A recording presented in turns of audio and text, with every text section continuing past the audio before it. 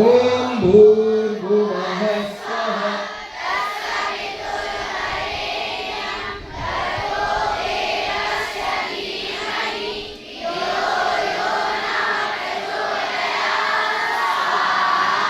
अथ वेद पाठ। वो कहाँ गई बहन? वेद सब शक्ति विद्याओं का पुस्तक है। वेद का पढ़ना पढ़ाना और सुनना सुनाना सभी आर्यों का परम धर्म है। अथ वेद पाठ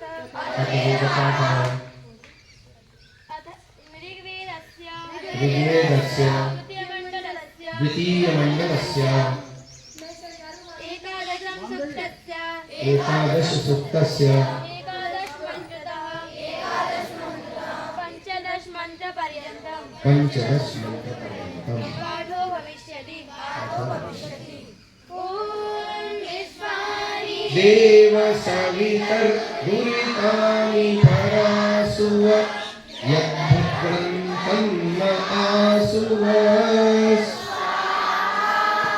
इसमें संविधान नाम तो लगा लो एक दो है। अच्छा चलो।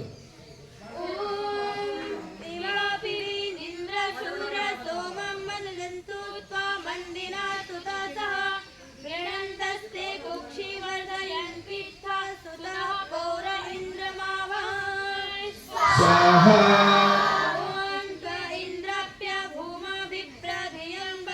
स्वाहा सभी ने बोलना है।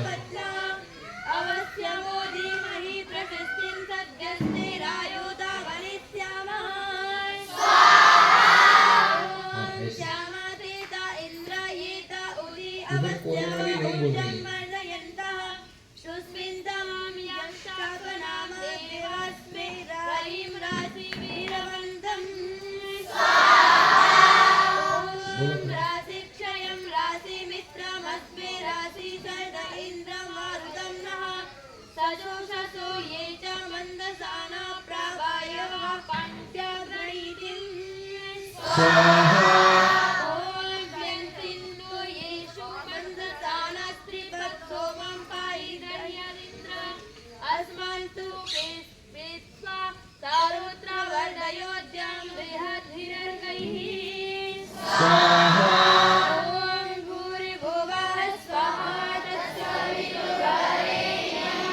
भर्गो देवस्य धीमहि धियो यो नः प्रचोदयात्। ॐ त्र्यम्बकं यजामहे सुगन्धिं पुष्टिवर्धनम् उर्वारुकमिव बन्धनान् मृत्योर्मुक्षीयमामृतात्। ओम सुतामया वरदा भेदमहता प्रचोदयन्तां पावमानि द्विजानाम् आयुः प्राणं प्रजां पशुं कीर्तिं द्रविणं ब्रह्मवर्चसं मह्यं दत्त्वा व्रजत ब्रह्मलोकम्। ओम आ ब्रह्मन् ब्राह्मणो ब्रह्मवर्चसि जायतामाराष्ट्रे राजन्यः शूर ईशव्योतिव्याधि महारथो जायतां दोग्ध्रि धेनुर्वोढा नड्वानाशुः सप्तिः पुरन्धिर्योषा जिष्णुरथेष्ठाः सवेयो युवास्य यजमानस्य वीरो जायतां निकामे निकामे नः पर्जन्यो वर्षतु फलवत्यो न ओषधयः पच्यन्तां योगक्षेमो नः कल्पताम्। ॐ सर्वं वै पूर्णम्। ॐ सर्वं वै पूर्णम्। ॐ सर्वं वै पूर्णम्। हाँ, अब 10 आहुतियां केवल घी की देते रहे, वो चावल आदि तो नहीं होंगे। ओम अग्नये स्वाहा, ओम सोमाय स्वाहा, ओम अग्निशोमाभ्याम स्वाहा। ओम विश्वेभ्यो देवेभ्यः स्वाहा। ओम धन्वन्तरये स्वाहा। ओम कुह्वै स्वाहा। ओम अनुमत्यै स्वाहा। ओम प्रजापतये स्वाहा। ओम द्यावा पृथ्वीभ्यां स्वाहा। ओम स्विष्टकृते स्वाहा। मेरे पीछे बोलिए, सर्वे भवन्तु सुखिनः, सर्वे सन्तु निरामयाः, सर्वे भद्राणि पश्यन्तु, मा कश्चित् दुःखभाग् भवेत्। काले वर्षतु पर्जन्यः, पृथिवी शस्यशालिनी, लोकोऽयं क्षोभरहितः। सज्जनाः सन्तु निर्भयाः, स्वस्ति प्रजाभ्यः परिपालयन्तां न्यायेन मार्गेण मही महिषाः। गोब्राह्मणेभ्यः शुभमस्तु नित्यं। लोकाः समस्ताः सुखिनो भवन्तु। लोकाः समस्ताः सुखिनो भवन्तु। ये मेरी तरफ पीट करके बैठी है ना, इस तरफ घूम जाओ। Turn around. आज सुबह मैंने बताया था ईश्वर का मुख्य नाम ओम, और वो कितने अक्षरों से बना है? कौन कौन से? अ, उ, म। अच्छा, अ, उ और म, इन तीनों के तीन तीन नाम भी मैंने बताए थे सुबह, ध्यान में कराए थे। अ से क्या नाम बताए? विराट, अग्नि, विश्व। सबकी आवाज नहीं आ रही। उकार से क्या बताए थे? हिरण्यगर्भ, वायु, तेजस। और मकार से कितने नाम बताए? कौन कौन से? ईश्वर और प्राज्ञ। अच्छा देखो, इसमें आपको एक मजे की बात बता रहा हूं। जो इसमें तीन तीन नाम हमने बताए ना, अभी सेंटर वाले नामों को याद कर लो। विराट, अग्नि, विश्व अकार से हो गया। बीच में क्या आया? अरे अभी तो बोला मैंने, विराट, अग्नि, विश्व। सेंटर में क्या आया? ओके। अब दूसरा वाला उकार से, हिरण्यगर्भ, वायु, तेजस। सेंटर में क्या आया? वायु। और तीसरा मंत्र हमने बोला, पहले मकार से तीन नाम लिए, उसमें बीच में क्या आया? आदित्य।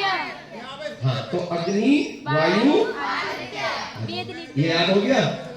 अभी हमने थोड़ी देर पहले यज्ञ किया। यज्ञ में हमने 4 मंत्र बोले। उनमें से पहले 3 मंत्रों को एक बार दोहरा दीजिए। ओम भूरग्नये प्राणाय। देखो अग्नि आया ना वहां, भू अग्नये प्राणाय स्वाहा। भू भी आया, अग्नि भी आया, प्राण भी आया। अच्छा चलो अब आगे चलते हैं। अगला मंत्र, ओम भुवर वायवे अपानाय स्वाहा। वहां अपानाय है, भुवर वायवे अपानाय स्वाहा। अब वायु आ गया ना, हिरण्यगर्भ, वायु, तेजस। अब ईश्वर, आदित्य, प्राज्ञ। आदित्य आएगा देखो अगले मंत्र में, ओम स्वर आदित्याय ज्ञानाय। अच्छा इसका क्या संबंध है? इसमें भू, भुवः, स्वः को भी जोड़ दिया गया इन मंत्रों में, अग्नि, वायु और आदित्य के साथ। और प्राण, अपान, व्यान को जोड़ दिया गया। इसको आज समझेंगे अच्छे से। हमारे अस्तित्व के 3 भाग हैं। Our existence can be divided into 3 layers. ठीक है? जो उसमें पहले 2 लेयर हैं उसको व्यक्त कहते हैं। क्या कहते हैं? हाँ, और व्यक्त के 2 भाग हैं, एक स्थूल, एक सूक्ष्म। व्यक्त के कितने भाग हैं? कौन से कौन से?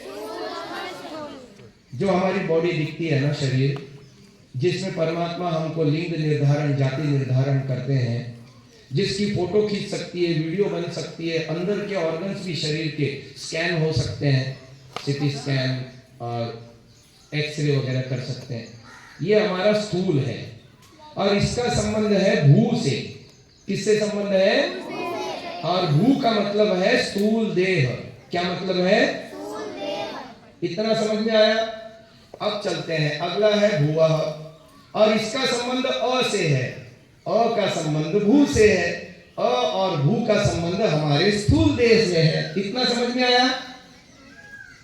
ओंकार में अकार का संबंध किससे है? भू से। और भू का संबंध किससे है? स्थूल देह से। अब हमारा एक सूक्ष्म अस्तित्व भी है, उसमें बोलो अंतःकरण चतुष्टय, 10 इंद्रियां।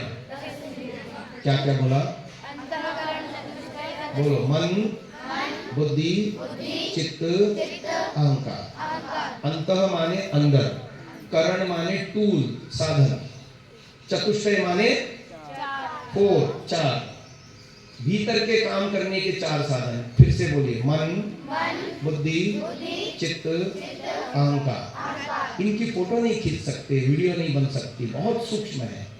अच्छा, ये जब जीवात्मा शरीर छोड़ के जाता है ना, ये चारों की चारों चीजें और इंद्रियों के सूक्ष्म रूप, 5 ज्ञानेंद्रियां, 5 कर्मेंद्रियां, ये सारा जीवात्मा साथ में लेकर के अगले जन्म में जाता है। ये मरता नहीं।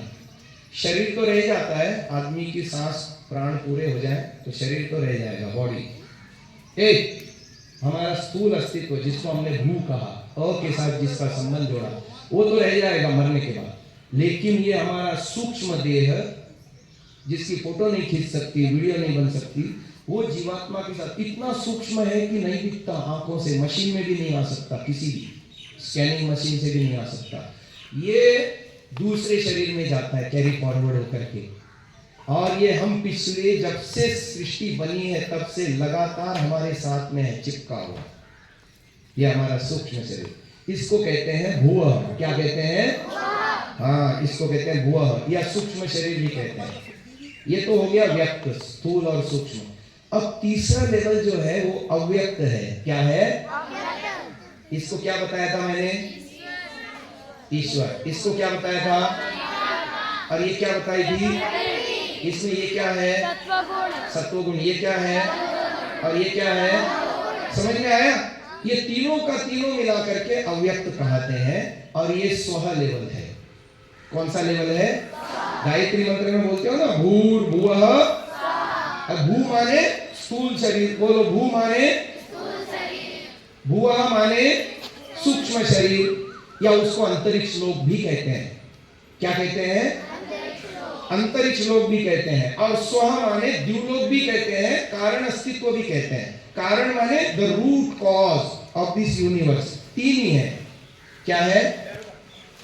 अरे इसको अंगूठा किसका प्रतीक है? और ये वाह, वेरी गुड, बहुत अच्छा सीख रहे हैं आप लोग, बहुत अच्छा सीख रहे हैं। तो ये तीनों के तीनों स्व लेवल की बात है। हमने बोला भूरग्नये प्राणाय स्वाहा, आहुति दे दी, सुनना नहीं चाहिए। Why you are not listening? भूरग्नये प्राणाय स्वाहा हमारा सबसे पहला काम है। जब तक हम मरे नहीं, हम कभी बीमार न पड़े, हमारी प्राण शक्ति बहुत अच्छी रहे, तो सात्विक खाएंगे और आहार विहार दिनचर्या बराबर बढ़िया रहेगी। अभी देखो, आप घर में रह रहे थे, घर में इतने काम जितने आपको यहाँ कराए जाते हैं। सुबह 4 बजे उठाया जाता है ना, कल रात को लेट सोए थे, आज लेट नहीं सोना, 10 बजे से पहले पहले सो ही जाना है। 10 बजे तो आपको नींद आ जानी चाहिए, है ना, तो शरीर को पूरा आराम मिलेगा। तो सुबह से लेके 10 बजे तक जो टाइट दिनचर्या है, इसमें जितने आइटम आप करते हो, जितने काम आप करते हो, क्या घर में उतने करते हो? उसके 50% भी करते हो? यहाँ क्यों कर पा रहे हो? क्योंकि आप एक निश्चित दिनचर्या में अपने आप को सेट कर दिया, आपको करा दिया गया। आपकी इच्छा नहीं है पर करा दिया गया, तो आप ढेर सारे काम थोड़े से समय में दिनचर्या में पूरे कर पा रहे हो, जो घर में नहीं कर पाते। तो ये शरीर को स्वस्थ रखना है, दिनचर्या आहार विहार ठीक रखना है, ये हमने इस मंत्र से सीखा। दूसरे मंत्र से बोलो, भुवः वायवे अपानाय स्वाहा। हमारे शरीर में एक अपान नाम का वायु होता है। वो क्या करता है, हमारे शरीर में से मल, अपशेष, दुर्गंध आदि को शरीर से बाहर निकालता है। क्या करता है? मल है, मूत्र है, पसीना है, दुर्गंध है, कार्बन डाइऑक्साइड है, ये सब बाहर निकालता है। आ रहा है समझ में? ऐसे हमारा सूक्ष्म अस्तित्व है अंतरिक्ष लोक, उसमें क्या क्या है, क्या क्या बताया था? मन, बुद्धि, चित्त, इसमें भी मल इकट्ठा होता रहता है। हम झूठ बोलते हैं, चोरी करते हैं, निंदा करते हैं, गलत काम करते हैं, अनुशासन पालन नहीं करते, बड़ों का कहना नहीं मानते, अस्त व्यस्त रहते हैं, गंदगी पसंद होते हैं। तो भीतर हमारे मल, संस्कार, संस्कार छाप को कहते हैं, वो छाप हमारी गंदी पड़ती है, तो हमारा अंतःकरण भी मलिन होता है। अब देखो, हम जब यज्ञ करते हैं तो क्या होता है? वातावरण सुगंधित होता है ना, पवित्र भी होता है ना। ऐसे ही जब हम आत्म यज्ञ करते हैं, संध्या करते हैं, अच्छे ग्रंथों का स्वाध्याय करते हैं, आत्मनिरीक्षण करते हैं, तो क्या होता है? हमारा अंदर का भी मल सारे निकल जाते हैं और हम पवित्र होते हैं। भूः वायवे अपानाय स्वाहा। अब फिर तीसरा लेवल है स्वर। तीसरा लेवल क्या है? द्युलोक है हमारा। अच्छा, शरीर में आपको तीनों लोग बता देता हूं। बोलिए नाभ्या, इसको उठाओ या उनको वहां साइड में रखो, उठा दो इसको।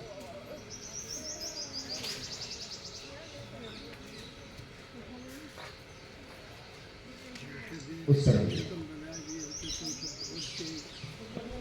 बोलो, नाभ्या आसीत अंतरिक्षम। सबका ध्यान इधर मेरी तरफ, उधर नहीं देखना। नाभ्या आसीत अंतरिक्षम शीर्षो द्यौः समवर्तत पद्भ्यां भूमिः। ये वेद का मंत्र है, यजुर्वेद से आया। कहां से आया? हाँ, इसमें ये बताया गया, नाभि से ऊपर यहाँ कंठ तक जो है ना अंतरिक्ष लोक है। क्या लोक है? और ये सिर जो है ना हमारा द्युलोक है। क्या है? और पैरों में भूमि है। क्या है? हाँ, तो हमारी रीढ़ की हड्डी में 7 ऊर्जा केंद्र हैं। कितने हैं? आपने संध्या शाम को सीखी होगी, उसमें मंत्र आते हैं। ओम भू बोलो, ओम भू, ओम भुवः, ओम स्वः, ओम महः, ओम जनः, ओम तपः, ओम। अब ये ऊपर से लेके नीचे तक सुषुम्ना में ये ऊर्जा केंद्र होते हैं। बोलिए तालु, भ्रूमध्य, कंठ, हृदय, नाभि, उपस्थ, वायु, ये रीढ़ की हड्डी में होते हैं। तो पहले 3 जो ऊर्जा केंद्र हैं वो भूलोक के हैं, जो हमारे स्थूल शरीर को नियंत्रित करते हैं। फिर उससे ऊपर यहाँ से नाभि से शुरू करके नाभि, हृदय, कंठ, ये भूह लोक के हैं, अंतरिक्ष लोक के, जो हमारे सूक्ष्म शरीर को नियंत्रित करते हैं। और हमारा द्युलोक यहाँ से सक्रिय होता है, कंठ से शुरू करके कंठ, भ्रूमध्य और तालु। अंतिम बात बता करके समाप्त करूंगा। जो ईश्वर के 9 नाम महर्षि दयानंद जी ने दिए, और इसको विस्तार से पढ़ने के लिए आप सत्यार्थ प्रकाश का पहला समुल्लास पढ़ें, उसमें विस्तार से दिया है। और संस्कृत में भी दिया है, पंचमहायज्ञ विधि में उसमें भी दिया है, अथो ओंकारार्थः। तो उसमें विराट, अग्नि, विश्व, हिरण्यगर्भ, वायु, तेजस, ईश्वर, आदित्य, प्राज्ञ, ये सारा दिया हुआ है। ठीक है, वहां भी पढ़ सकते हैं। तो भूलोक से 3 नाम बोलो, विराट, अग्नि, विश्व। क्रमशः इसकी धारणा बनेगी, सबसे नीचे पायु में विराट, और ऊपर उपस्थ में अग्नि, और नाभि में विश्व। यहाँ भूलोक खत्म हो गया, अंतरिक्ष लोक यहाँ से शुरू हो गया। तो हिरण्य गर्भ कहाँ? नाभि में। और हृदय में वायु, यहीं पर प्राण में कोश भी है। और यहाँ से ऊपर द्युलोक शुरू होता है। सिर द्युलोक कहा ना मैंने, तो यहाँ तेजस। और फिर यहीं पर अंतरिक्ष लोक समाप्त हो गया, और कौन सा शुरू हो गया? द्युलोक शुरू हो गया। तो यहाँ ईश्वर, आदित्य, प्राज्ञ। ऐसे आप कल कराऊंगा इसकी साधना, और परसों और भी विशेष साधना। आप लोग बहुत अच्छा सीख रहे हो, मुझे बड़ा अच्छा लग रहा है। केवल 2-3 लड़कियां हैं जो ध्यान में आंखें बंद नहीं करती, और 8-10 हैं बेटियां ऐसी जो बार बार शरीर को हिलाते डुलाते हैं, स्थिर नहीं बैठते। ये 2 दोष निकाल दो। तीसरा दोष तो मैं पकड़ नहीं सकता, पर ईश्वर तो जानता है। मन में इधर उधर की विचार नहीं करना। जब भी ध्यान करते हैं तो क्या काम करने पड़ते हैं? 3 काम करने पड़ते हैं। पहले तो स्थिर बैठना, सीधे तो बैठना ही, पर कैसे बैठना? स्थिर बैठना। दूसरा काम, अष्टांग योग में उसको क्या कहते हैं? प्रत्याहार। क्या कहते हैं? प्रत्याहार यानी इंद्रियों को अंतर्मुखी करना, प्रत्याहार। और तीसरा काम अपने को करना है, मन की जो टेप है ना, बैकग्राउंड में उसका म्यूजिक बजता रहता है। आज दोपहर में क्या भोजन मिलेगा, ये चलता रहता है। आज शाम को क्या सिखाया जाएगा, ऐसे चलता रहता है। मन के उन विचारों को स्टॉप कर देना, पॉज कर देना, रोक देना मन के विचारों। ये 3 काम करोगे तो आपका ध्यान बहुत अच्छा लगेगा, आपका ईश्वर के साथ संपर्क जुड़ेगा, है ना। चलो, इतना समझ में आया? चलो, आपका समय थोड़ा अधिक लिया है। अधिक लिया है नहीं? समय बिल्कुल समय पे खत्म कर रहा हूं। सीधे बैठिए। शांति पाठ।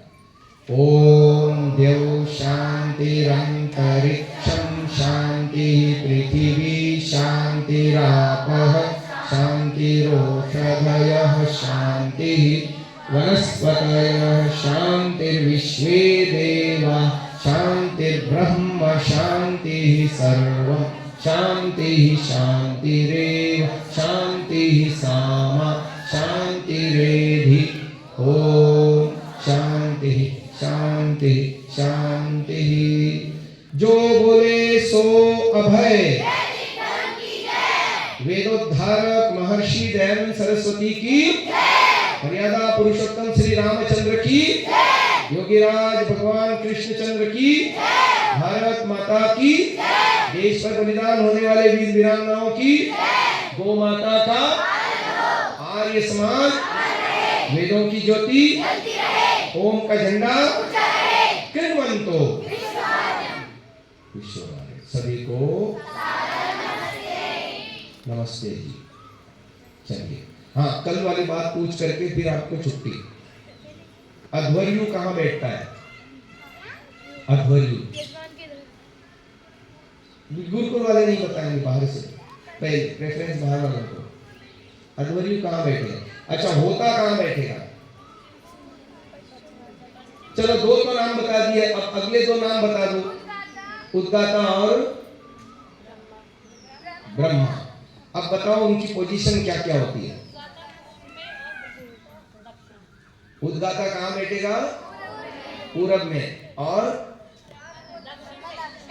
ब्रह्मा दक्षिण में, और अध्वर्यु उत्तर में। चलो देख